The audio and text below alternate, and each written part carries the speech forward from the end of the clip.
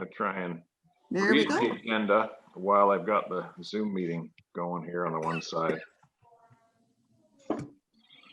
Okay, it's 3 o'clock and I'm going to call the meeting to order. Is there any notice, disclosure, pecuniary interest around the table? You'll have to use your hands because our voices don't work. Oh, don't wave, Kim. Anyway, I see none, so we'll move on. I need a mover and seconder to approve the agenda. And I do see Kim and Lloyd, and all in favor of approving the agenda. And that's carried. I wrote that down this time. You're going to write everything down. I know you are, Lynn. I know I am. Thanks.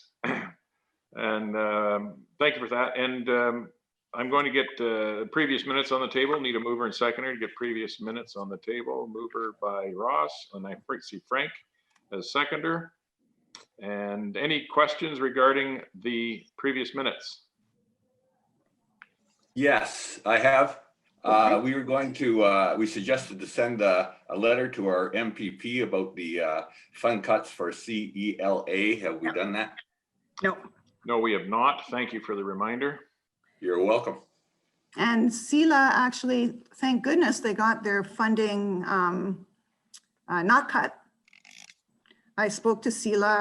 They got their $1 million back, yeah. They got it back, but we can still do a, it's always good to do a letter of encouragement. So I'll get that done. But I think the intention is to take it all away. So you must, it's there. It's just that they gave it back for a temporary time. Yeah. Yeah. Yeah. We can acknowledge that they have done that and encourage them to continue to fund it. Excellent. Yeah. Good call. So yeah, that's, we'll talk about that in the next couple of weeks, Lynn, or Absolutely. as soon as you can get it. Yeah. Thank you. Thank you. Any other questions, Nancy? I have a question. Can you hear me? Yep. I should have mentioned this earlier, but did it say that it was a federal issue and then we were going to write our MPP? It's a federal thing, yeah. So maybe Federal. it's just the MP we want to So it should should be just the, Yeah, it it's should an be the MP. MP. It's federal. Yeah, you're right. Thank you, The Nancy. MP.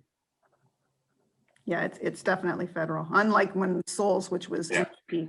Yeah, exactly. Mhm. Okay, good. Thank you, Nancy. Thank you. Any other questions? I have like to thank you for the work you've done for the vaccine rollout with the support you gave for older adults and all the programming that I see coming up. I'm really pleased. Thank you. Been busy. Good. I'm just looking for a final vote on approving the previous minutes. So that's everybody in favor? Yep. And that's carried. And we're zooming along here pretty well. We're so good at this. Item 5 is business arising from the minutes. So the library service delivery update, Lynn.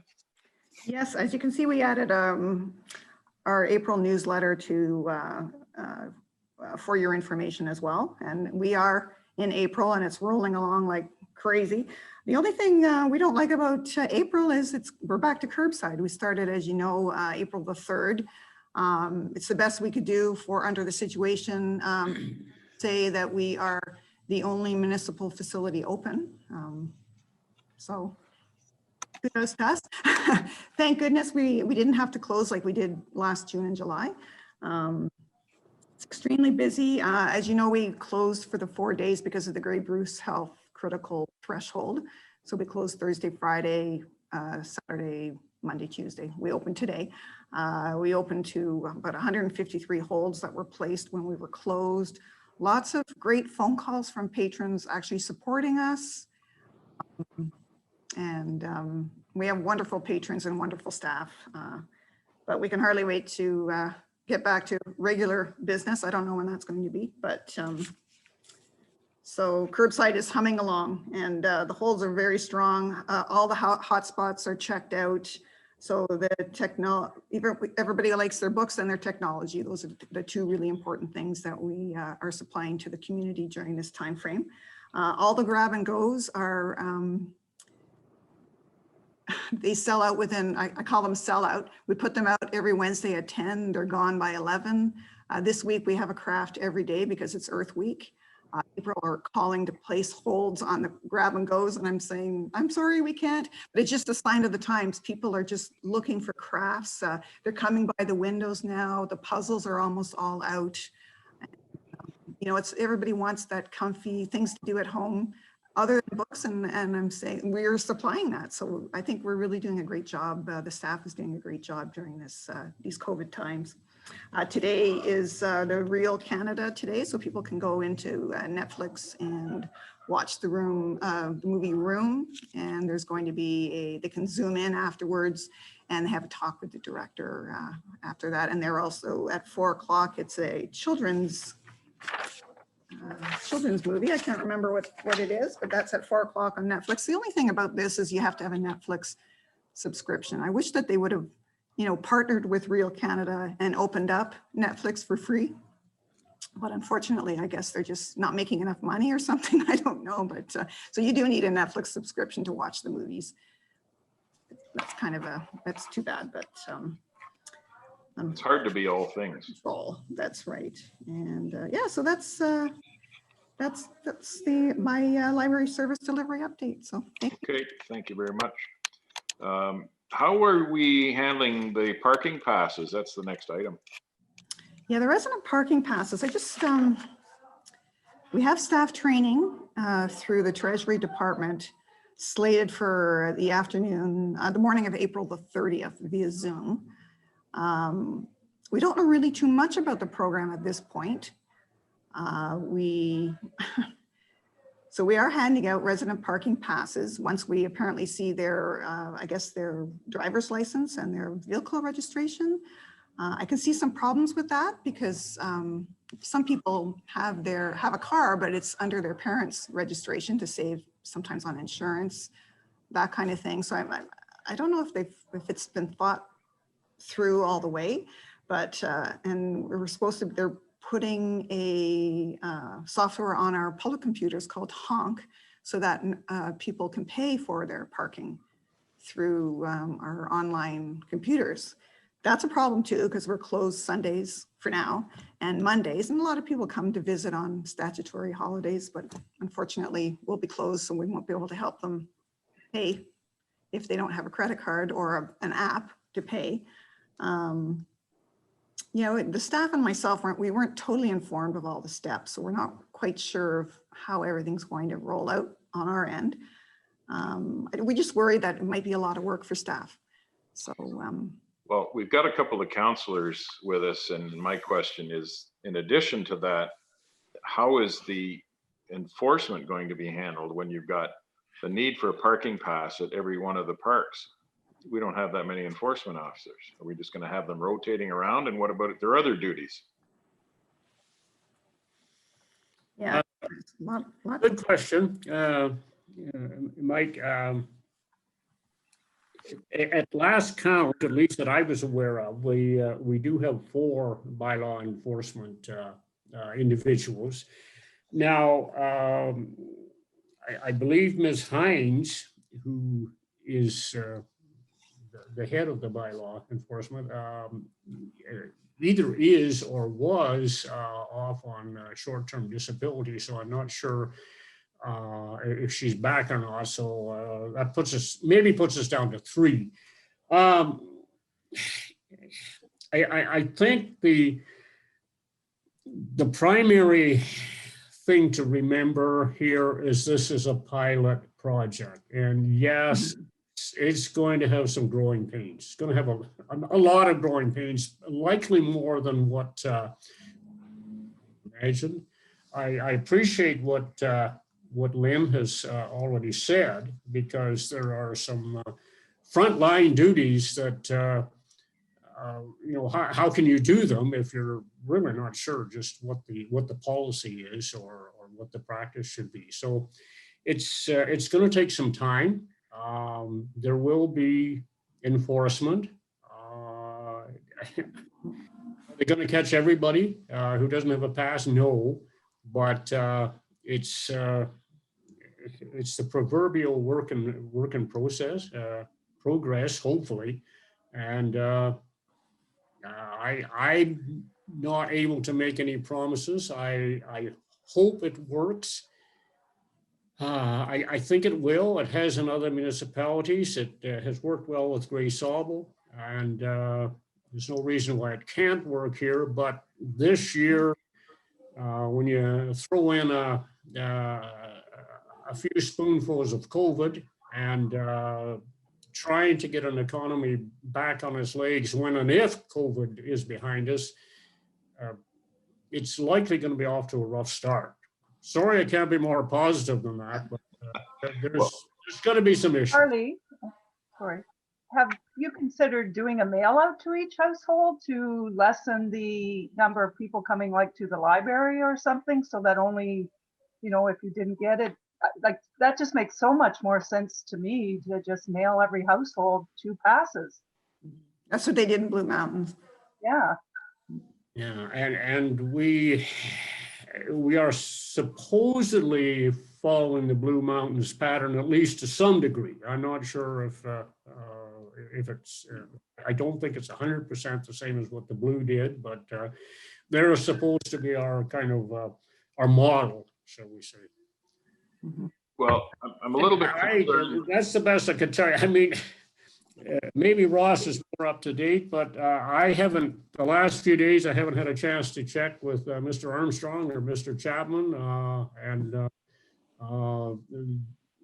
I'm sure there are already changes being made to what originally was planned,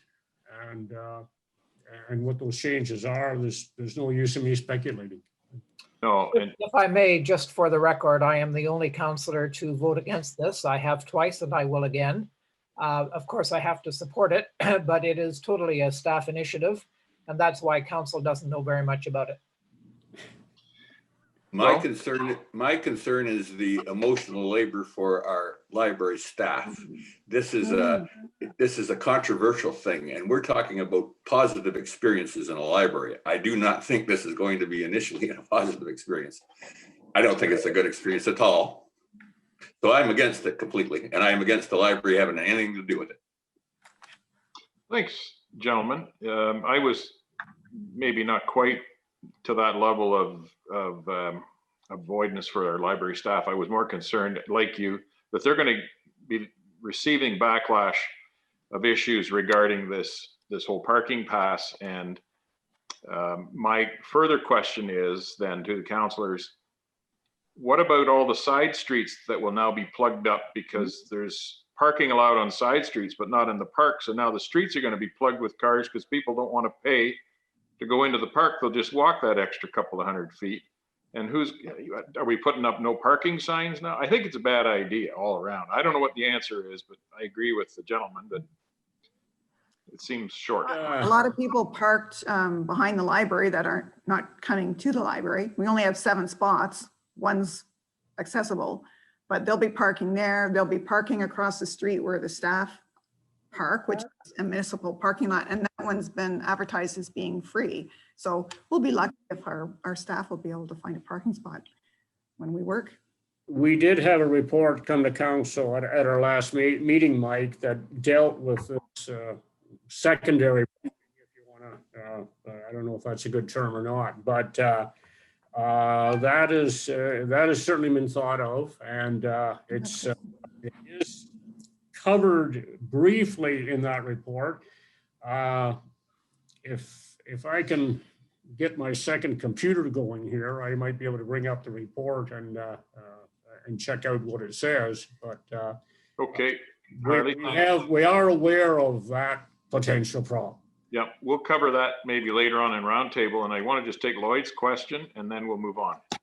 Just quickly, whether it's a good idea or not, I agree with Frank and you, Mike, that the effect on the library staff. And I'm curious as to why the library was chosen. And can we in fact say we don't want to be involved as a seller of this particular product?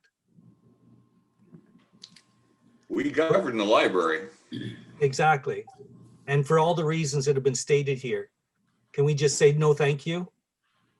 I think if the library board cares to bring in a resolution to that effect and I'm not sure if it needs much more discussion, but if it does, bring that forward, move it, second it, vote on it, and we'll be glad to get it back to council. And we can get it, we have council on Monday, but certainly I'm sure Ross and I will do everything we can to get it in front of council as soon as possible.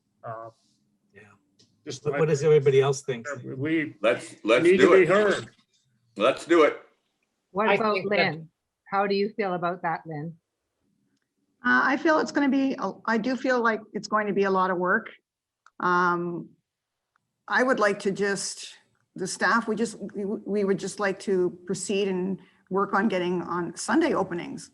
That's what we'd like to do. I think it's just going to be a lot. I think it's going to be a lot of work. You know, maybe we'll hold, after the training next Friday, I guess it is, maybe we can make a decision then, because I have no idea what it's all about. But I mean, I didn't even know that they were going to put this honk app on the computers at the library. I read that in the Sun Times. I don't like the That's- sounds of that. No, No, there's way no. too many things that can go wrong with this. We're losing control here. Yeah, yeah, totally. And I think they might have mentioned it at an SMT meeting, but I wasn't at that meeting. I think it also is setting a precedent that whenever the town needs an outlet for something, they'll just assume that they can give it to the library and it'll be okay without any consultation or back. I and know I forth. think that is exactly what has happened in this case. I think somebody feels that they sort of run the library. Yeah. So Well, I was certainly not aware originally that this was going to be a library duty. As far as I'm concerned, this has been a municipal initiative. It should be a municipal administration responsibility. And, Absolutely. you know, Absolutely. if the library can maybe pitch in somewhat, but taking the lead, I think that's pushing the envelope. yeah. So here's You another folks side. at the library have duties to do. If I may just play the other side of that coin, is that the library board and staff do not own the building. The town owns the building. So I think they feel that there's some ownership potential there. But the library board is only responsible for the delivery of library services, and the staff is only responsible for delivery of library services. I don't know that it falls under your contract, Lynn, to provide as otherwise described duties. Other duties, yeah. And they do, I mean, they do pay our salary. I mean, Well, let's just say, well, it's fine. It is a public building and you own the building. So why don't you just send a piece of staff over there and we'll give them a corner to function from, and they can do all that and leave our library people alone. mhm. Yes, yeah. Yeah, they want to set up a kiosk in the hallway. That's great, but Yeah. we have our staff are totally booked with doing library work. Well, the municipal building's just down the street. It's just down the street. Like, No, you're right, Frank, but the advantage to the even- library is it's going to be open 7 days. So, you know, we're bad serving, idea. we're serving, but I don't think our staff should be doing the job. I think they can send a staff member in to do the job. I think you mentioned Compromise. something very important there, Mike, that as a library board, our priority is delivering library services to the community. And I think that we have to put that at the top of whatever we're discussing and for our library. And I think we have a pretty good indication of how our library staff may be affected by it. So I think as a board that we do have the right to at least issue to council that this is not something that we see as necessary in the library. Well, That's our job. We advocate for library. We advocate, that's what we do. yep, it's not a council initiative, it's a staff initiative. So we can copy the council on our feeling, but I think we need to get back to the CAO with this and say, because we're not going to pin it on council, it's not their idea. We're going to pin it No, on staff. But we will copy council on how we feel, and that is it's inappropriate to be asking library staff to do municipal functions other than deliver library services. So it's Yeah. your building, send a person if you like, but we don't think we should be involved. All right.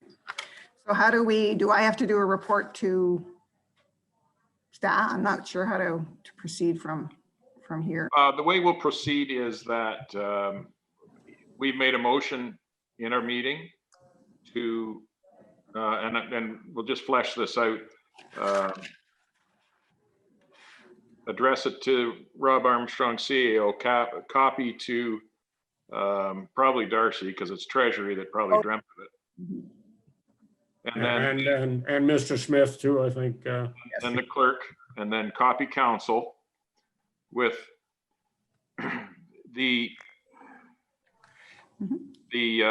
library board has met and discovered that the library staff is being seconded to provide municipal services, which are outside the purview of library staff.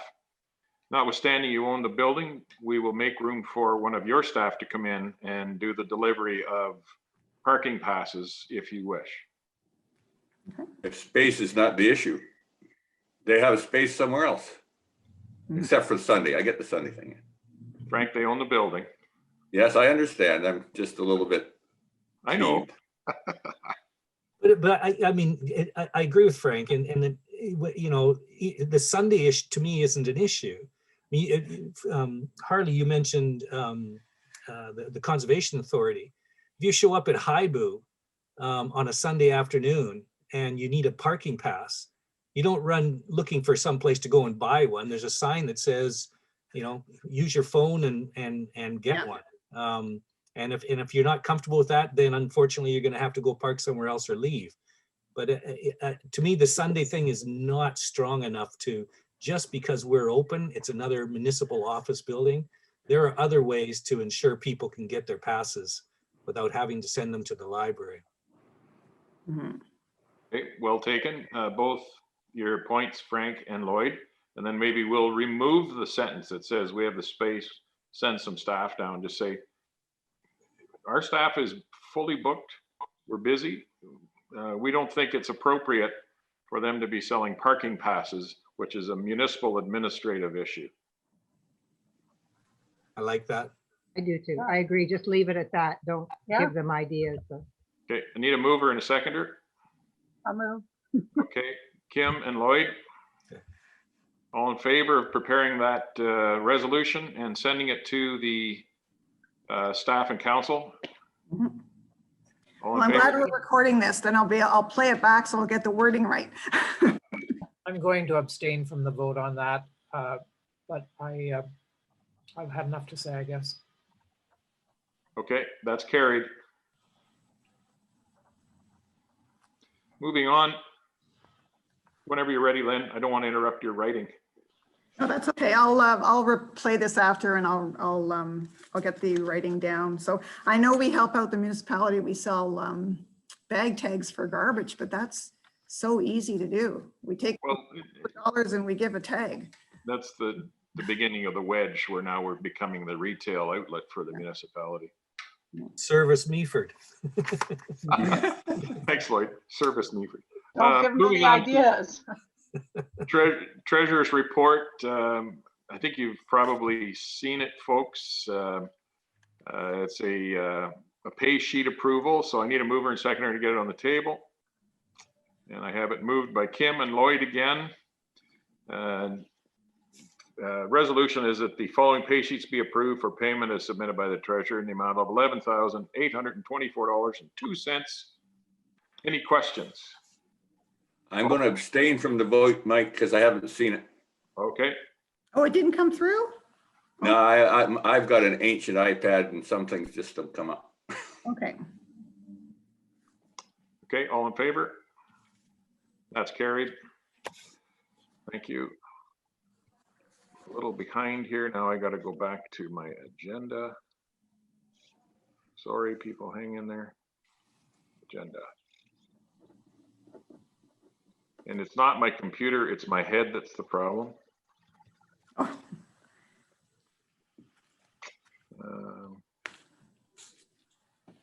There it is.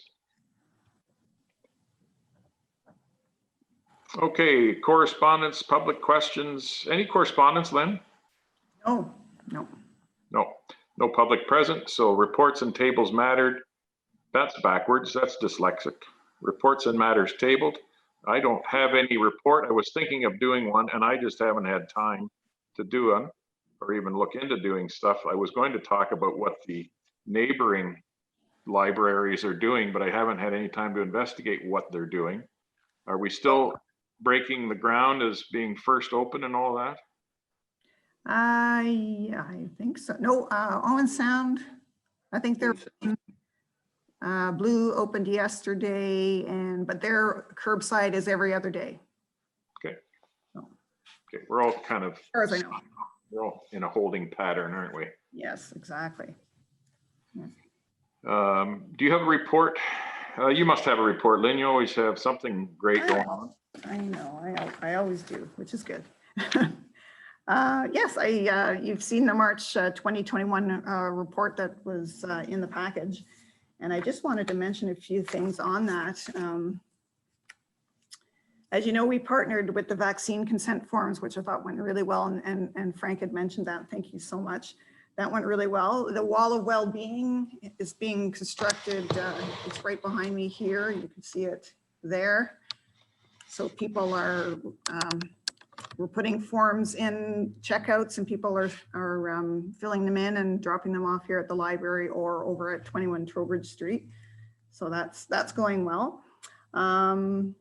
CIVTP is, I think today might be the last day, but it's been extremely busy. That's the income tax program. I wanted to mention the children's coordinator has purchased something called a sensory kit from Autism Canada. That's on the report. It just came in today. It's really interesting. It's a little backpack. So I don't think we're going to loan them out because of COVID and cleaning, but it's got all these little items in it that help people with autism if they come in and they feel that they're on sensory overload. And there's different things in this kit to help with their different sensory issues. So like there's glasses so that if they're, the lights are bothering them, the fluorescent lighting, there's little headphones so that they can, block any extra sounds. There's things fidgeting. If they fidget, there's a little fidget, if they want something to care for. So it's a really interesting. So Laurie's going to have that available at, story times and things like that. So if somebody needs it, it's here for them. So, and obviously we'll clean them and keep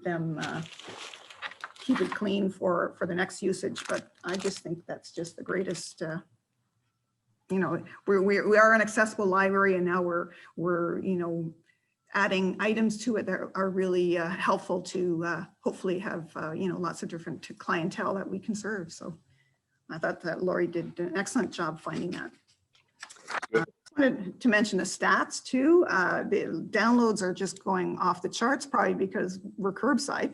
But we weren't curbside for a lot of March, so that's really good. And our stats for our visitors, our circulation, and our public computer logins.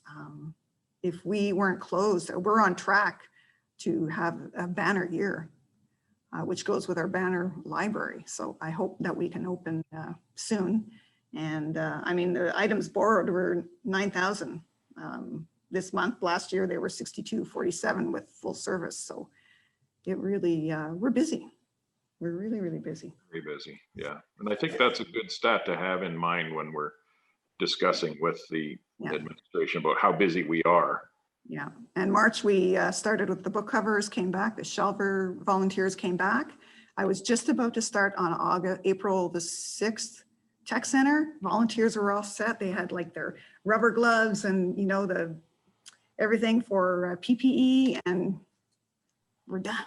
We're closed again. But so the volunteers are eager to start come back, start back up again. So Good. we'll be ready. Lovely.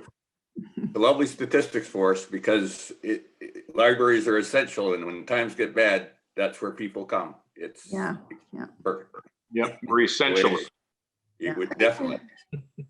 We are. Well, so that's my report. And and Brad Wilcox was a huge hit. He supported us with 40 books. They all sold out. He had 30 to 40 people on his Zoom chat, and really likable, very, very professional, just like Al McGregor as well, who did a book talk as well. And yeah, so the online programming has really been very good to us. And maybe it's going to encourage people to keep that as an option as things change in lives and we get back to being actually able to hold a book and read a book and go into a library. But people will now have had the experience of online. So both things will increase with any luck. And our population is growing exponentially. So there's going to be more people coming in. Oh, yes, definitely. Yeah. Because every house that's being built is going to have people in it. So I don't think the population is going down. Yeah. All right. Thank you for Definitely that. I see there's a few items there in the Governance and Policy Committee. Gentleman, who wants to take care of that one? Oh, yeah. Okay. Where are you, Lloyd? Well, the art display and display policies, I just had a chance to run through them, so I apologize for that. But we did talk, we talked about using the space in the library as when we were talking about the rooms and so forth. Lynn, I don't know, you may want to update everybody on those two. Yeah, the art display policy, that was something from the old library. Actually, the pre-Kathy CEO, where art was displayed and potentially sold. And we got a 25% cut, I think, I can't remember, it was back in the day. Yeah. And the artist got the remaining 75. And so we put together this art display policy. They signed a waiver. And I just was speaking to staff about it, and it was something that Kathy wanted to bring up, the art and display policy once for discussion once we got in this new building, which we finally are. I was talking to staff about the art display policy, and I think we don't need it anymore. It's not even on our website because it was really something for discussion in the new build once we got to see what our surroundings look like. And I don't think there's any room for outside art. We don't want to step on the toes of the hall. So I think we could probably just get rid of it and, and because we do have the only place we can really display art is on the slat walls at the back. And staff would like to use that for displaying our programming items. Well, I have an idea that it might be different from your thinking, because rather than have art on the walls for profit, why don't we have children and youth artwork displayed for a period of time instead of adults who can go to Meaford Hall and have a venue? Yeah. And if it makes no sense to have artwork, period, that's fine. But if we can give the kids, the young adults, a chance to show off some art where they might never have an opportunity, it could be a real confidence booster. Yeah, I know quite often in the at the old library, I mean, we displayed their art as well after crafts.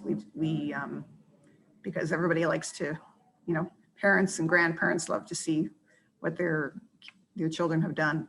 So I mean, if you wanted, we could do the art display policy, totally rehash it, and just say that we can display art in the black slat walls, because we don't want people nailing up items on our beautiful new walls. No, not nailing. No. Yeah. No. There's other ways to display things without nailing it on. Yeah. Well, what does everybody think? Well, is there a contradiction, because we do have community art displayed? Mm-hmm. We have all those wonderful pictures that people put together of Meaford. Yeah. Right. And it does add wonderfully to the library. That is a lovely thing to see. And that the views of Meaford, it's, and that's from our programming. We, Yeah, well, that's what my suggestion is. Coming out of programming, it seems quite valuable. absolutely, yeah. The other thing is, if my memory serves me right, at some of the very, very early introductory meetings that were held in the shell before the building was opened up and everything was finalized, I recall there was a lot of discussion around the idea of being able to put art into the new library building and that Yeah. kind of thing. So having a small designated area, I mean, might not be a bad thing.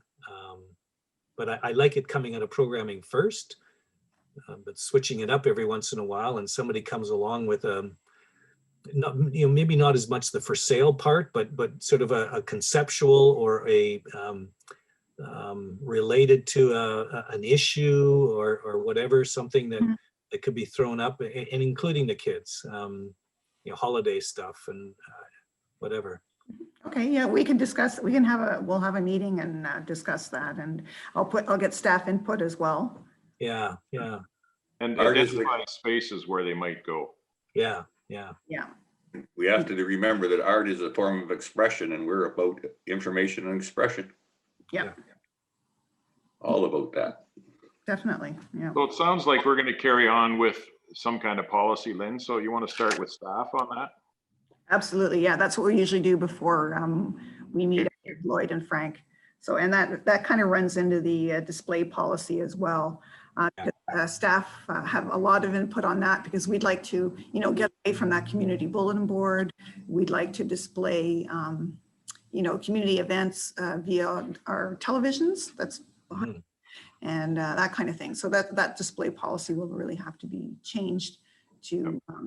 With staff input as well, to reflect all our new technology in our building. So, yeah. Terrific. That'd be good. All right. The third one is the meeting rooms. You all have probably seen this one before, and Lynn and Frank and I got together and rehashed it a bit. I leave it up. I'm trying to think of some of the key things. Basically, the discussion, most of the discussion we had came down to room rental. And in our opinion and our recommendation is that the only room is the Friends of the Library room, really, that meets any kind of a criteria or need for potential rental. The other meeting rooms are pretty much designed and probably will focus on library users. And library programs if need be. Somebody needs to book a room or needs a room to work in, they can simply do it. No cost associated with that at all. And the costs primarily come from, for the large room, primarily come from the fact that it might be rented after hours. The whole idea of that room having its own access, outside door, washroom facility, and so forth, was that it could be put to use potentially after hours. However, having somebody in the library after hours meant having staff in the library after hours, and therefore there's a charge for that. We did think that there was a difference between, again, nonprofit and profit or other. So nonprofits wouldn't have to pay for the hall, but they would still have to pay for any kind of staffing if it's done after hours. But if it's a regular, community club or whatever that is not nonprofit, then there'd be a small charge as well as the staff costs to rent the facility after hours. So I think that was the key stuff. Anything else? Yeah. I think you covered it, Lloyd, pretty well. We just try to prioritize usage to library usage and then find the ways to rent it for other usage, and we came down to that solution. Yes. Yeah. And we just also wanted to mention the after hour usage. It depends on the discretion of the CEO, because we're not going to force staff to stay. So if we say, wants to book it this Saturday evening, if no staff wants to,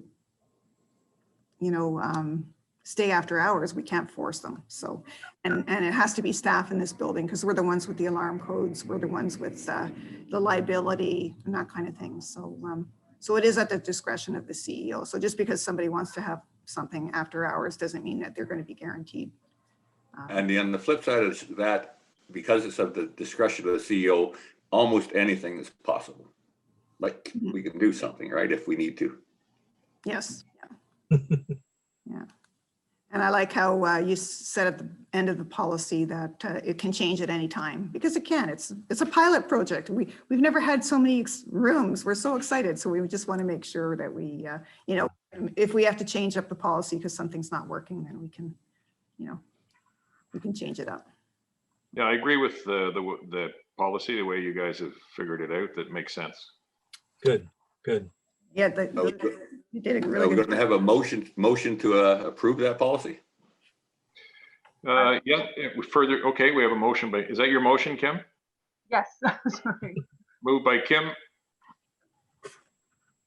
Oh, I'll second it. seconded by Nancy, that we adopt the meeting room policy as produced. All in favor? And that's carried.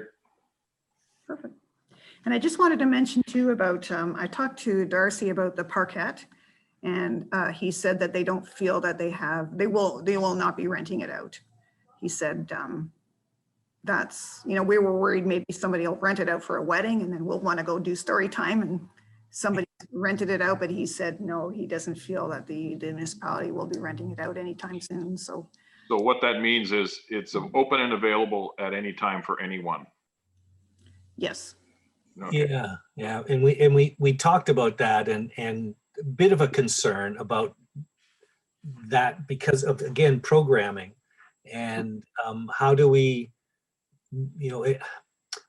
if programming I'll use the easy one for me. If there's a story time at 10:30 and somebody shows up at 10 and the plan is to go outside and use the space and somebody shows up at 10 o'clock and decides to have a picnic in the space, what do we do?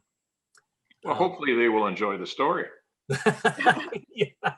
Well, Could a sign go up ahead of time, a sign saying, Absolutely. Yep. Story hour at 10:30 today or something, just. yeah, And instead of, you can say it nicely, like join us at 10:30 for story time.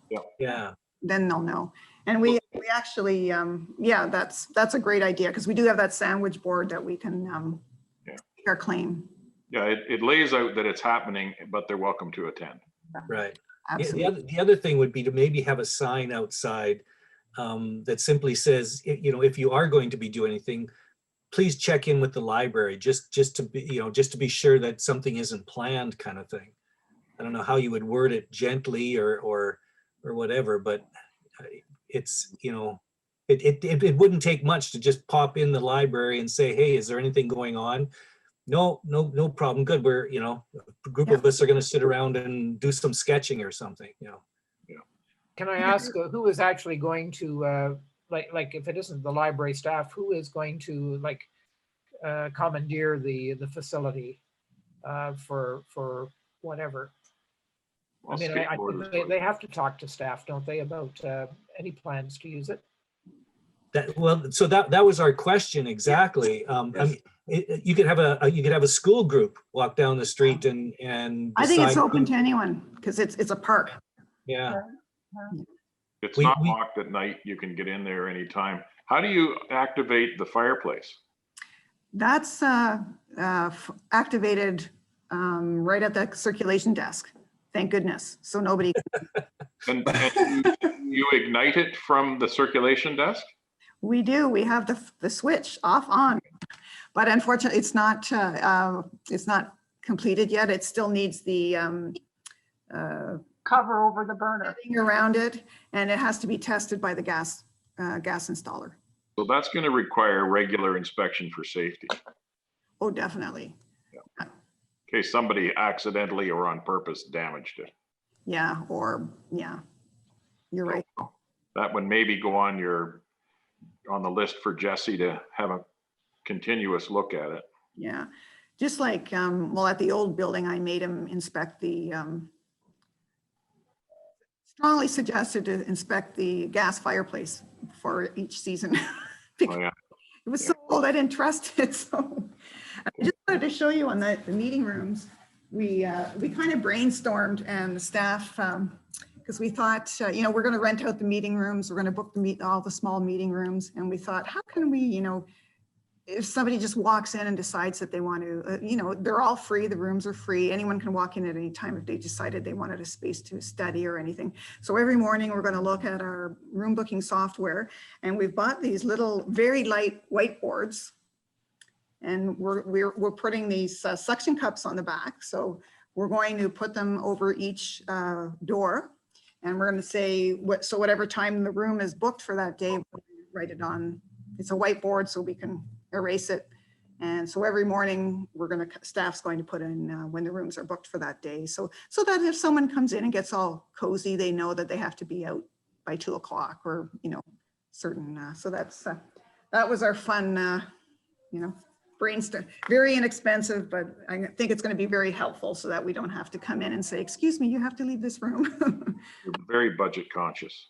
Very budget, $35 for the whole kit and caboodle. So. All right. But I just wanted to show you that as well. So. Yep. Any further comments on meeting rooms and or park space? I just think we do have to keep an eye on the park space. Oh, I did want, yeah, thanks, Lloyd. Sorry, I interrupt you. I wanted to ask you if there's a security camera on that fireplace area. Oh, there's about 20 cameras around this. Yeah, and they work really well. They're nice. On the exterior? Oh, definitely. Yeah, okay. Every corner. And All right, good. Sorry, Lloyd, I interrupted you. Did you have something else? No, that's quite all right. I think it'll be a learning process for the outdoor space. When Frank and Lynn and I met, we had again a long discussion about, is this just another room? That we need a policy about the space outside. I think we had differing opinions, and that's great. And we thought that the administration probably thinks, they think of it solely as a parquet, and I think the three of us were leaning more towards the idea of it is library space, and after hours it's a parquet for anybody who wants to use, but during library hours the preference would be that programming would take precedent over just any other activity out there. And programming could be simply somebody coming in and saying, I have a group of 3 or 4 of us and we want to sit around and knit by the fireplace. Is that okay? mm-hmm. And sure, you can book it for that, and please do so, because nobody's going to be coming to the fireplace until noon, and so it's yours till then or something. So I don't know how official we want to make that, but I'm hoping that there never is an issue of people coming in and saying, oh well, there's somebody already out there and we want to do this. oh yeah. Just keep it in mind. Charlie? Thanks, Mr. Chair. I think I'm on. Do we have or will we have garbage and recycling bins on the patio? And it may be a good idea to just have some kind of a sign there, a dog reminder sign, since we have had a few problems. So certainly if people are going to visit there, they're going to, I can generate some garbage. Yeah, I know they've just installed one by the front door. Just one around the back as well, I think. Yeah. Pretty sure I saw a Okay, good. recycling bin back there. But I'll just confirm with Jesse anyway, maybe about the dog sign as well. So I'll send a email to him. Thank you for that. All right. Anything further on the item 9.3, policy 10? Okay. 9.4 is the OLS Trustee Council Rep report. Is there anything fresh there, Kim? There isn't. We haven't had a meeting since, other than I think I sent to Lynn to send out there's upcoming training on or meeting about the library fines. Oh, yes, I did send that to everyone. Yeah. It's June, right? Yeah, it's in June, so it's kind of down the road, but I did send that. It's coming up. We have a meeting next Wednesday or the Wednesday after. We just have to ratify. It's more legal stuff for the signing over papers and patents and so forth for changing from the two OLS North and South into the library service. So we've been sort of dealing with that stuff more than anything yet. And then coming up, and I'm sorry, the date just went out of my head. There is the trustee meeting that we will be doing the elections of a representative from our library size, which is I think it's around the 10,000 mark size, 9 to 10. And I certainly will be asking to run again. Not necessarily will get elected. And but I have spoken with well, I had spoken with Barb, but I've spoken since with Melissa, who is our CEO of OLS. And she said if perchance I didn't get reelected, that I can always apply as a ministerial appointment. No guarantee on that, but it is another if I do wish to continue. So we'll see what happens there. And I assume, Frank, you'll be at those as well, representing town No, staff. because I'm in a different library category. Oh, are you? I'm What 30 to category 50, is Owen Sound? up to 30,000, I believe. Oh, The medium-sized library. So I'm going to okay. be a different group and a different Yeah. Zoom meeting. Yeah, and it will be interesting because there will be from the north as well as the south, some of the people who are sitting currently on the boards. We may have two of those people running for the same position. So it could be quite interesting. Anyway, that's about it for now. Thank you. Okay, thanks, Kim. Meaford Public Library Fundraising Committee report. I'm not sure that we're going to see many more of these reports. Yeah. And that might even be appropriate to have that removed from our agenda. Yep. And I know they are up to 884. That's pretty amazing. There was a little bit of money that came in since, so perfect. Yeah, well, at what point do we say just give the money back if we don't want it anymore? Oh, you never do that. Never, that's right. Yeah, the community support's been amazing. Yeah. Yeah, I guess we have to maybe leave it on. I don't know what to tell you about that because it's important that we continue to acknowledge that somehow. Yeah. And if we don't have that line item in our agenda, we'll forget. So, I guess we'll leave it on until it's disbanded. yeah, fair enough. Okay.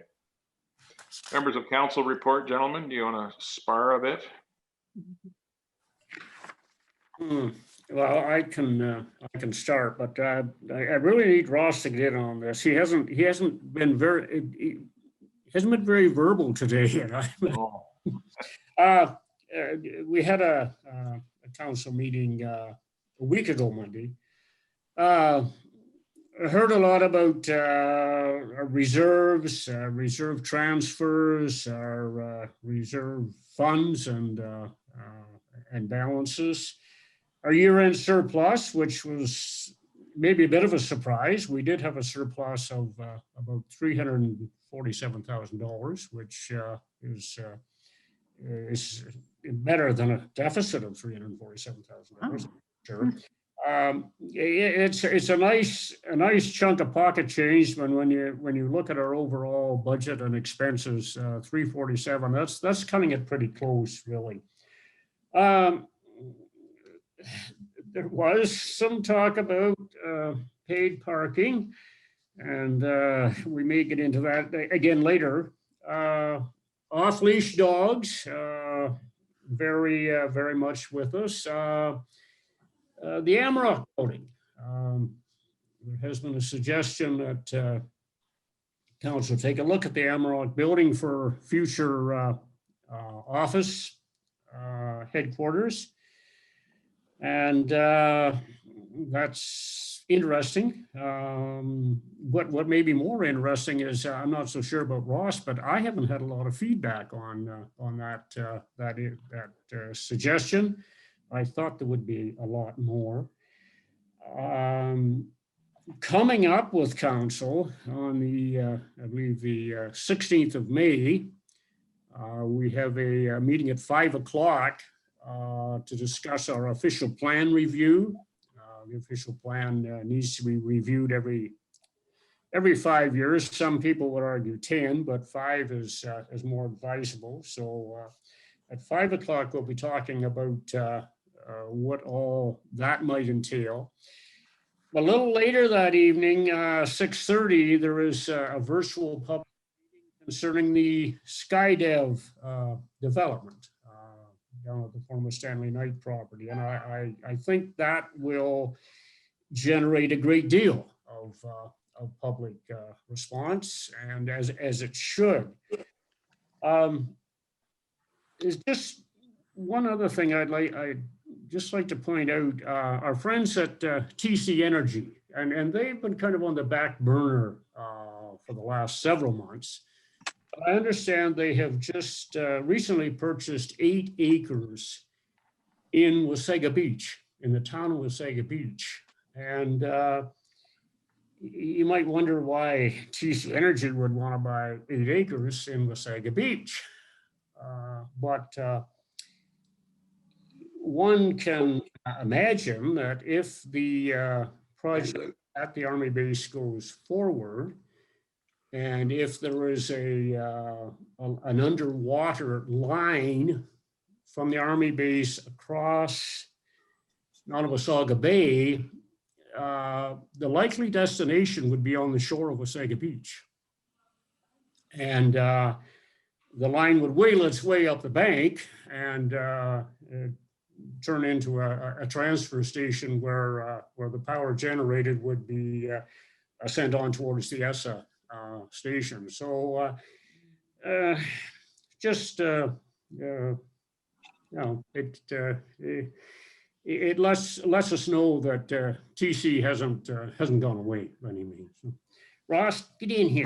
Harley, could you tell me where they're buying it from? Are they buying it from the province? Because most of the shoreline of Wasaga Beach is provincial park. It's yeah.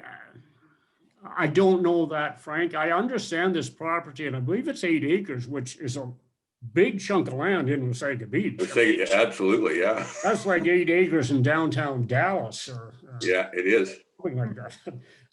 It has been, from what I've found out, the property has been approved for a small subdivision, or at least part of it has been. So I think if it's not, hard to believe it's right on the shoreline, but if it's not, it's quite close.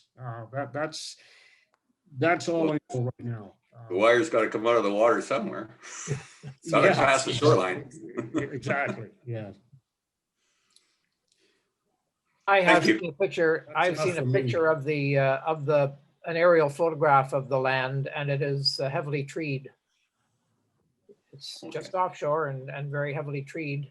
And of course, I doubt that's the way it's going to look, you know, when the pipe comes out and the wires go up. And where's the power corridor going to go? This is heavily residential back in there too. You'd have to have the whole map of Wasaga to see, but I imagine they'll want to take it straight to Stainer. Oh yeah. So I just wanted to comment on one thing or a couple of things that Harley raised. One of them was I think we need to be very clear that council did not approve the staff recommendation to purchase the former Amrock office building on Cook Street. So I doubt you'll see that come back because, as I say, council voted against the staff recommendation on that. And I was going to mention as well the meeting on Monday, May 17th. That is the 17th of May for the planning public meeting. So first on the agenda is the first opportunity in 5 years to update the official plan. And I just wanted to say there are a lot of well-credentialed people living in the town or the municipality of Meaford now. And these people, I think, are going to be making some significant presentations on how to grow Meaford without spoiling its small town character and charm. It's the same with the SkyDev intensive development of the former Stanley Knight Limited factory site on the waterfront. I expect there's going to be some significant presentations on issues of density and also the height of the hotel and the apartment building. So I think that that is going to be a meeting that's going to probably go well beyond its time allotment. That's really all I wanted to bring to you guys. Thank you. Councillors, could you tell me who to get in touch with about this community health and wellness plan? I attended a webinar from the Age Friendly Community Ontario, and they developed a draft guide for developing age friendly communities. It was a really wonderful, easy to follow guide. I wondered if they were familiar with it. Yeah, I think Hannah McCullough is the chair of the committee. Okay, thank you. Great. Anything further there for our councillors? You can always pester them after the official meeting if you wish. Where are we here? Friends of the Meaford Live. No, we did that. We actually don't have anything from the Friends of, because they haven't met yet, I think is the case. Or have they met? Yeah, they met. They had one meeting before lockdown. They were supposed to have another one last Thursday here, but I guess they canceled it because obviously we couldn't let anyone in our building. So I'm not sure what's happening with them or who's going to sit on as the rep on our board. Yep. Okay, nothing coming from them. And then Frank, I'm going to look to you again for the Owen Sound North Grade Union Public Library update. Okay, there's also all sorts of things to talk about. As you can imagine, it's a big library and they do a lot of things, but I'm trying to figure out what's most significant for Meaford Public Library to hear. And the main thing is that the Union Library Agreement expires in 2021.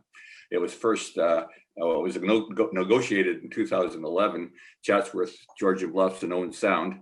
And at this time, it took it from August up to November to finish the agreement. And so they're starting it early now.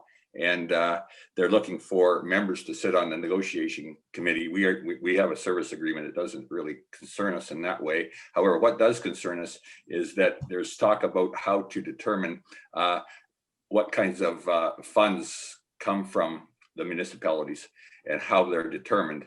And there's some notion that they want to use a percentage use basis rather than a 3-year collective average of card holders.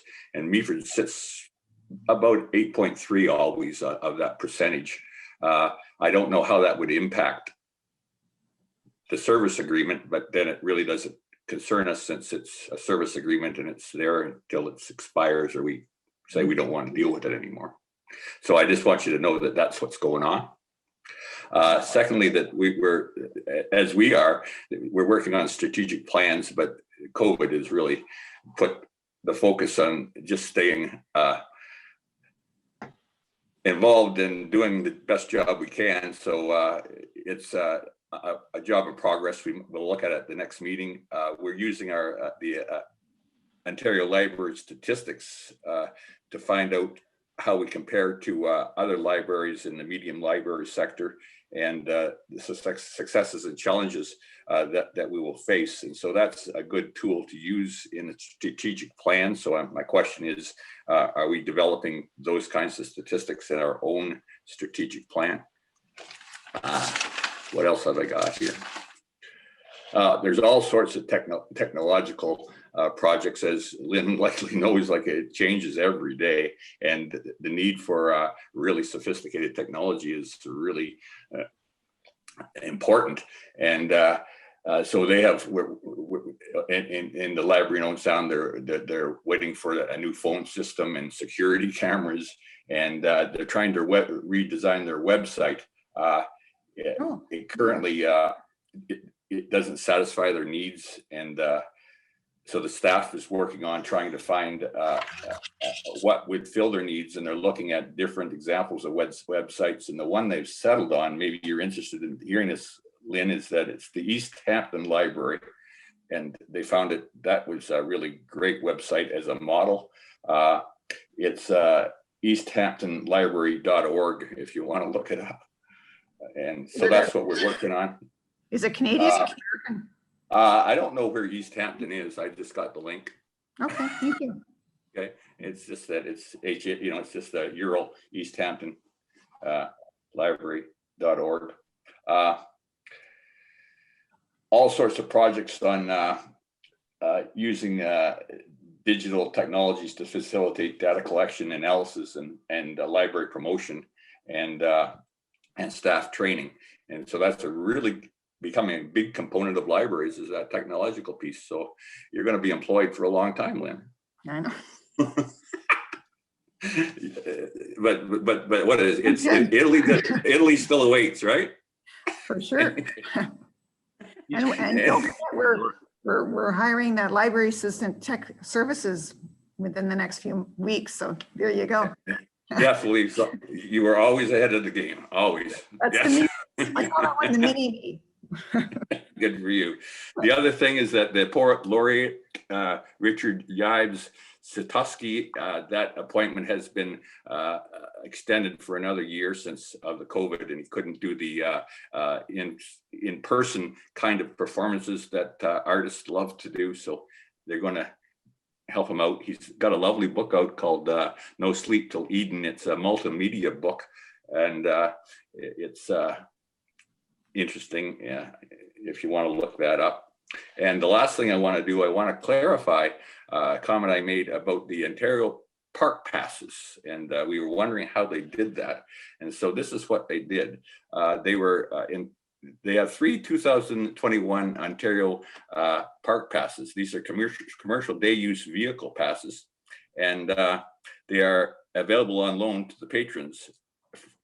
And how they're worth $225 a piece, but they were supplied to the library free of charge by the Ontario Parks Service through Souls. So you might be able to get 3 passes from them if you want to go to Souls, or the Ontario Library Services, they call it now, I think. That's it. Thank you. That's quite a variety of things. Thanks, Frank. There you go. I had nothing to do, right? It's all good. Under new business, what's happening in May? Well, there's a lot happening in May, that's for sure. And we're concentrating once again on online activities because of our current situation. But I just wanted to highlight that the Amazing Reads is happening, starting up again. You saw posters for that. That's starting May the 3rd. To September the 4th. So that's always been very popular. People read their way across Canada, and it's a very passive program. People can do it at their own pace. They don't have to come into the library, which is awesome. I hope to have the tech help by appointment starting in May. Fingers crossed that we can get our volunteers back in here. We have got the Driveways, which is really popular. For 50 plus, the age group 50 plus. We are charging $5 to attend that Zoom meeting, Zoom presentation, only because they're charging us for the presentation. So we wanted to recoup some of the that $200. We've got Dr. Debbie Boyd coming to speak about. She has a book about called Paw Prints on the Heart: Animal Stories from Grey Bruce. People love animals and dogs, and she's got some really heartwarming stories to share on her Zoom presentation on Thursday, May the 27th. We have staff, the end of the month, May 31st, we have somebody doing a presentation on the prevention and early detection of dementia. And she's offering tomorrow morning at 8:30, staff training on that very topic for staff tomorrow morning. So we're going to be doing that for an hour with her to get some input on her presentation, her Zoom presentation. So I think that's important. We have our seniors are very much a part of our community, and we are seeing some very wonderful patrons come in, and they have dementia, and we want to know how to serve them the best that we can. So we're looking forward to having some training on that. So Good. Coming up. So that is and we're having a real estate person. Mike, you might know them. I don't know. I think it's Bronwyn, isn't it? Yeah, Bronwyn Perry. Oh, great. Talk about the Bronwyn. real estate market. Super. So we're not coming. He's doing a Zoom presentation. So Yeah, she was going to do a Zoom it was going to be in-house, but Yeah. anyway, she was quite keen to do it when I asked her if she would do it. yeah, excellent. And the only thing that we might have to cancel is we're having Carolyn J. Morris and her ducklings come to the library on Saturday, May the 15th. My glasses too. So they're hopefully we might have to cancel that if we can't have people come in. So hopefully we don't have to cancel because everybody loves animals. Ducklings. Can you postpone that one? I know we hopefully can. That's a good idea. We should. Can't keep the ducklings that big forever. Oh, It's pretty hard to postpone growth. I forgot about that part. I know they do grow. I just got really excited, the grandma in me came out. Yeah. Puppies and ducklings, you can't beat them. No, So there you go. All right. Yeah, so it'll there be a will be some, little geese around, so we'll look for them. That's right. So it'll be a busy May, and hopefully the parquet will be busy, and it's going to be a good month. Yeah, there should be some planting going on out there too this very shortly. Yes, yeah, definitely. Yeah. Mhm. Good. Mhm. 10.2 is the library fines report. So that's interesting reading. So you want to take that, Lynn? Absolutely. Yeah, I am starting in November. I started tracking the fines waived through our library system, and fines waived and payments received. As you can see, from November to the end of March, we've waived almost $4,000 in overdue fines, and we only collected 126 payments, which is good. We only had a couple of books that went missing or damaged. People are very respectful of our items, so you don't want that number to be too high. And I'm actually doing the report, the annual report to the ministry, and they wanted to know how many, one of the lines is the fines collected from last year. So last year we collected $1,016 worth of fines throughout the whole year. That's all we collected. So it's not a big moneymaker. Were there any comments from the patrons about waiving the fines? Oh, they love it. And no one seems to be taking advantage of it. Like nobody's keeping their books for, 2 or 3 months. It gives them that leeway, especially now with COVID. Too, if they don't get stressed that they don't have to bring it back, especially since we closed just like that last week. So, we weren't able to, we weren't even, they could have put their things in the Dropbox, but now they know, well, I'll just hang on to it till they reopen. Yep. And I won't get fined. So, yeah. That's good. Lynn, the fine still shows up on your account though. Yes. Is there any way to change that or? is that Well, too if we complicated? decide to, no, it's not. If we decide to waive fines permanently, I'll just go into the fines rules on the library system and just totally wipe them out. So they won't be accrued. Okay. So, yeah. So now staff have to manually waive the fines. Okay. Whenever they do check a book in and they see that there's a fine, they are supposed to go in and delete it. Okay. So, but yeah, so it's up to the board if they'd like to waive fines for good or waive fines just for youth and junior, or not waive or do waive fines only during COVID. It's up to Yeah, are waiving them permanently. trying to remember what the duration of our temporary suspension of fines was. Was it for the balance of the year? No, it was to the end of April. Okay. Yeah. Oh, it was. Okay. Yeah, for, so that we could have this discussion, and that's why I did the report. Well, then we should talk about it going Yep. forward. What's the thoughts around the board table about continuance or permanent disbanding of fines? Well, there's going to be a lot of discussion and the push. If you talk, I was at the super conference in my living room chair, but I was there, and we talked about a lot of talk about fine free, and the media loves it, libraries loved it, everybody loves it, but there is a conservative element in our culture that has a work ethic that believes in responsibility, and there's going to be lots of pushback from that. Well, responsibility doesn't have to come with a financial penalty.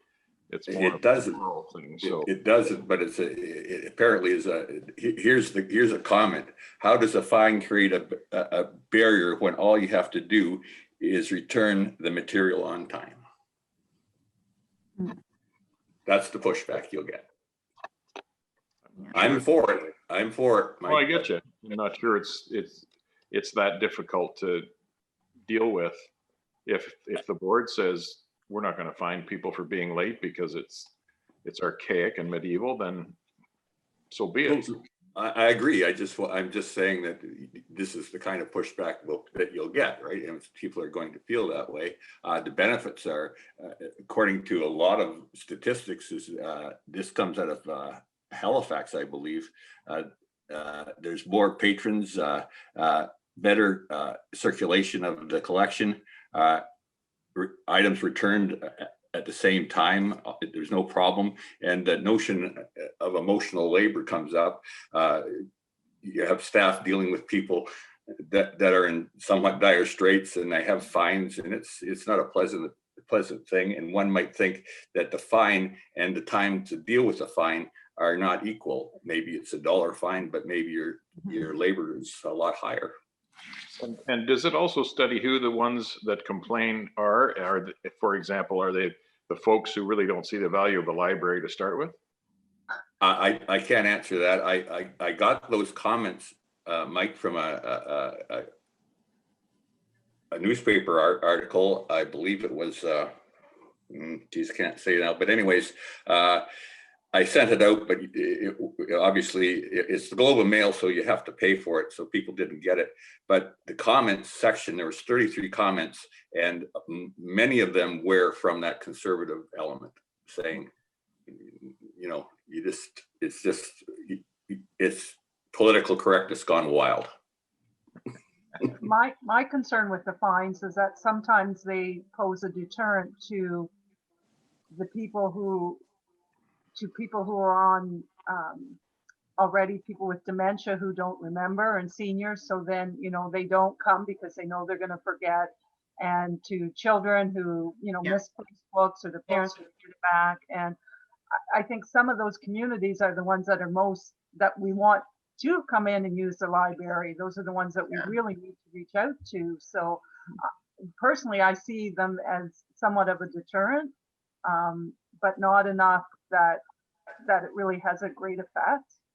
I just think it might turn someone away from using the library that really we want to encourage to come in and use it. I'm all for getting rid of them.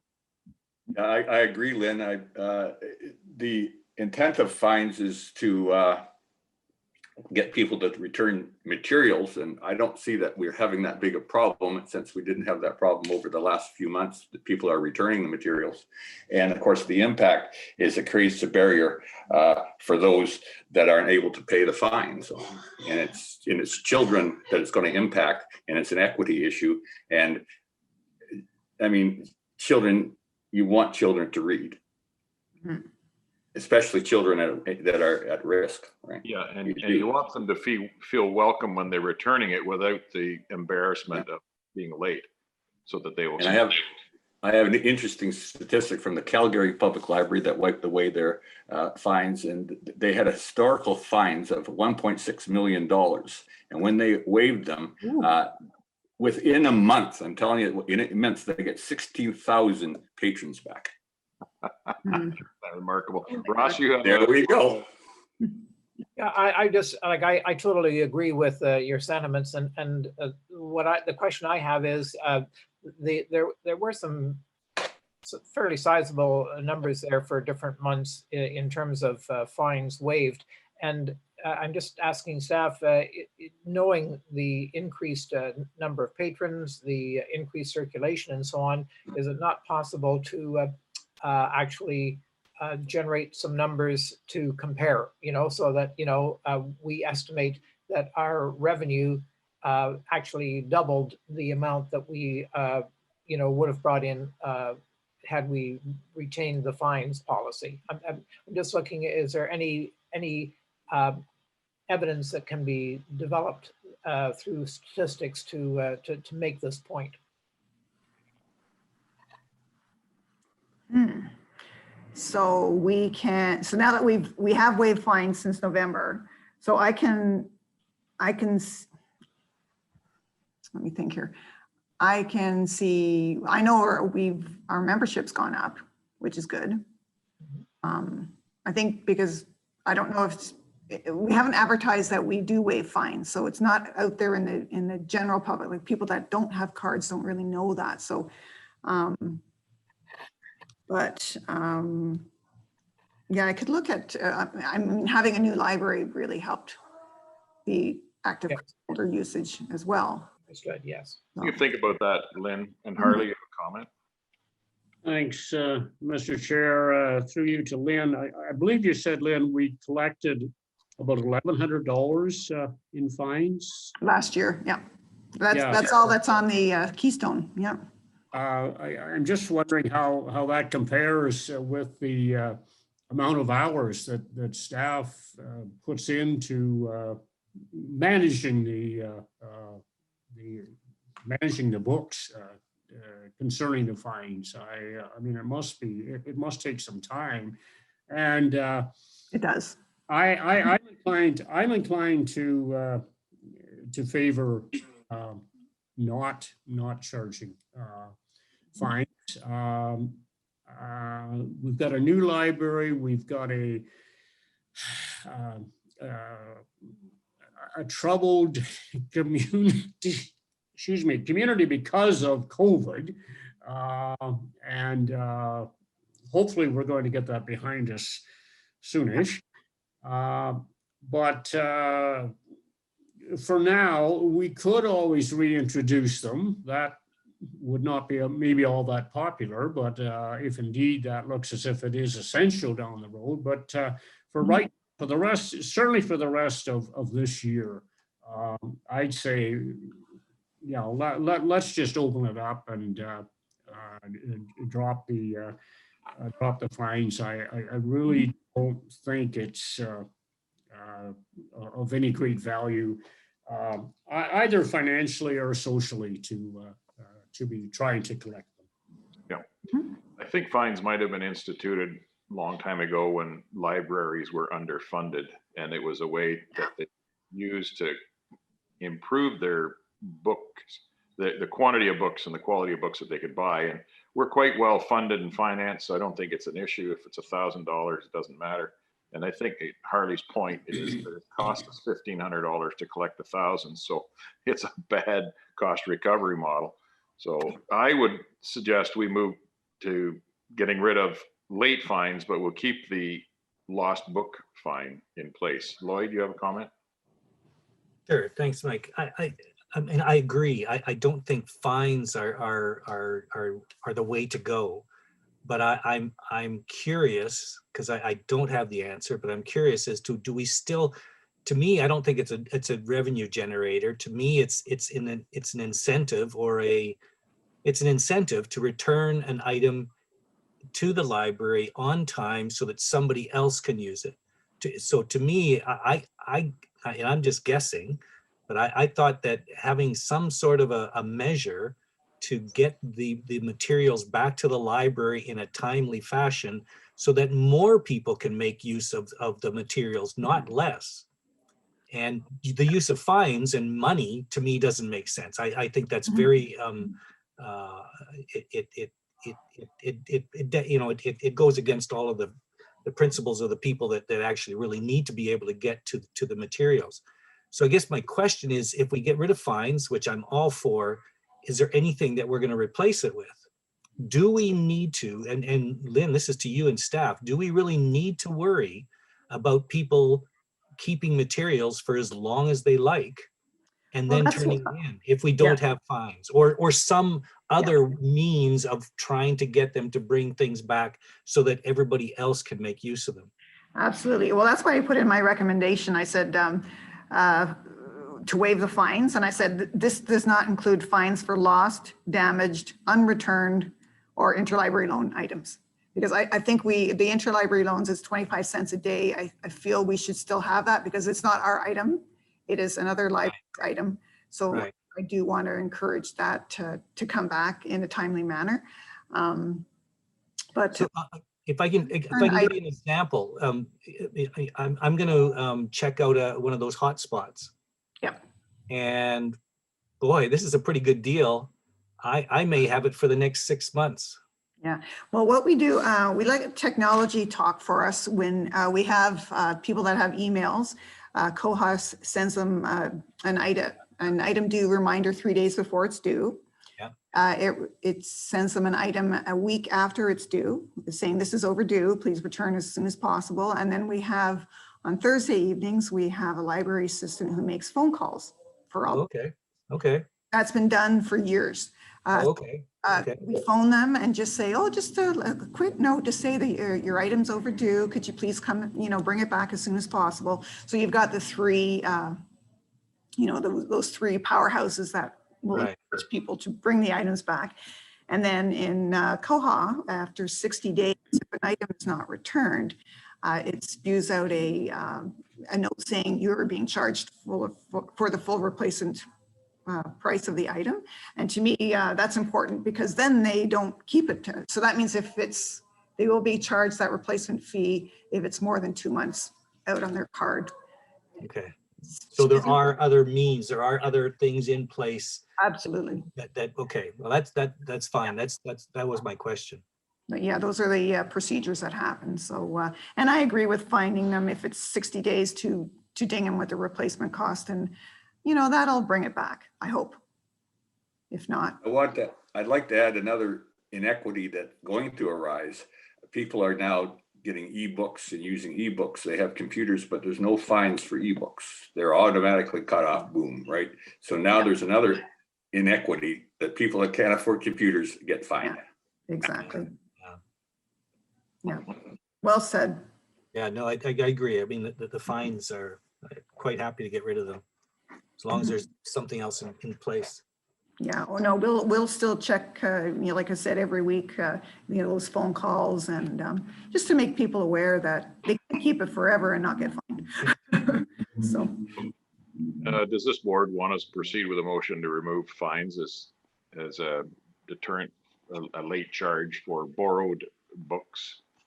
I guess we have to talk about our own collection, not the interlibrary. How would we phrase that? I think it's a recommendation, be it hereby resolved, that the Meaford Public Library Board permanently waive overdue fines. So I don't know if you want to change it to the end of the year or permanently incurred on patron membership accounts for items checked out from the Meaford Public Library collection. So that's everything. So I want to leave it permanently there because I don't want to deal with this again. Everybody okay with that?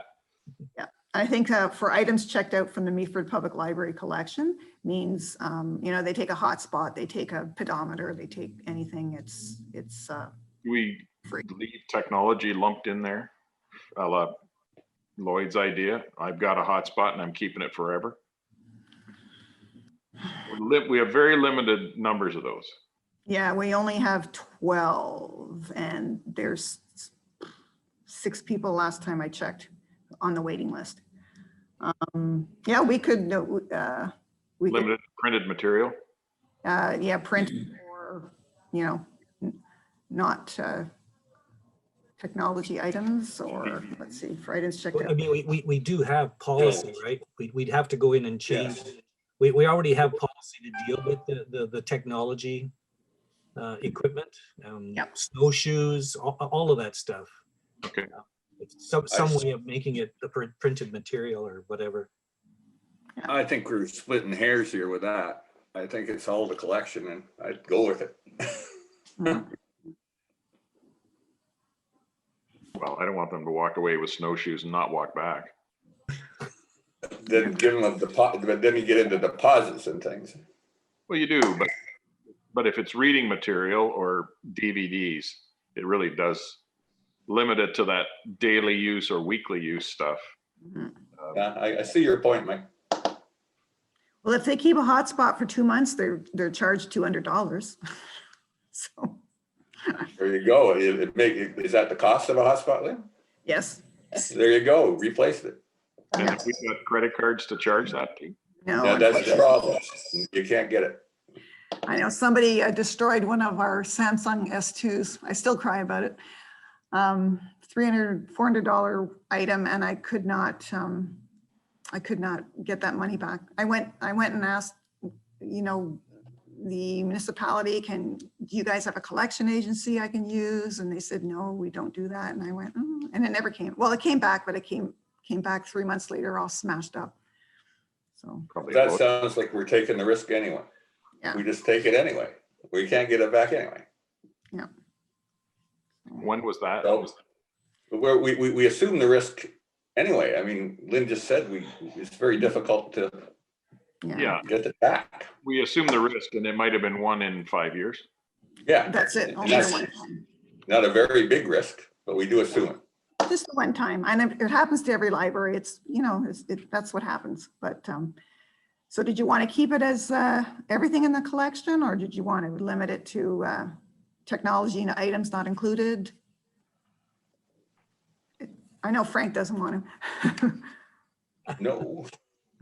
Frank's about equities and inequities, but the reverse is also true, that if somebody keeps it, that's an inequity for everybody else. So Yeah. That's And there's true. That's true. I have 30, we have 32,000 books, but we have 7 hotspots. Yeah. And we have 2 laptops. That's it. Lynn, Yes. sorry. Oh, yes. Mhm. You would know after you've lent to someone if they've abused that, if you get it back or you charge. So at your discretion, you may not lend it back out to them again, right? Yeah, I don't know if that's in a policy or not, but. so- That is in our policy. Yeah, Yes, it is. Yeah. Yes, it is. yeah, like the person that trashed my Samsung, I obviously put a note and do not, let him Yeah. up. I see Ross wants to make a comment. Well, I just had a question through you, Mr. Chair. Lynn, what is it? Do you think that the damage was done almost immediately, or it occurred because it didn't come back for a long time? I think it happened almost immediately. Yeah. Yeah. So. but I think that one time. given the scarcity of these things, I don't see a problem with it just excluding, and you might just put a dollar value and say anything over $200, this doesn't apply to. Yeah, true. And all the technology that, yeah, they are over $200, definitely. I guess you could always call the police and say it's theft by conversion. Could you please go and knock on the door? And I know. you really want to get there. All right. So the intent, the discussion surrounded, do we make it all items or just items of a non-technology use? And then we got into snowshoes and fishing rods and everything else. And I think people that borrow from the library don't necessarily intend to keep things, but there are bad apples in every basket, and we're taking the risk regardless. So do we have it as all our items, permanently no fines? Everybody okay with that? Yep. Frank, is that a comment or an aye? That's an okay. Okay. Are you moving that? Okay. I can even move it. There you go. Moved by Frank. I don't have a seconder, so I can't get it on the table. Seconded by Kim. There we go. All in favor of removing the fines from all our collection? And that is carried. I'm witnessing history. Thank you. I'm Are you with, frozen, Ross? Pardon? Are you frozen? Oh, Or No, sleep? I believe there should be something valued at over $200. I think that it's a little different than our normal thing, but that's fine. If the majority approves that, I support it. Okay, it's carried. All right. Good. We never have to talk about that again. I'll keep you guys posted. You see Please, me please flying- do. Review it. flying one day, you know That was gonna why. I hope we never have to talk about that again. And if something goes missing, Ross is going to be calling everyone on this Zoom call. I told you so. I'll definitely remove all those fines, the fine rules from the library system, so. Take it out of the system, but don't advertise it because then we won't get all of those conservatives That's right. throwing spitballs at us. How about that? We'll just say, no, we don't have fines. Or, okay, question, do we advertise it or not? Yeah, Do you that's a want to good do a question. press release? Because everybody else has a press release.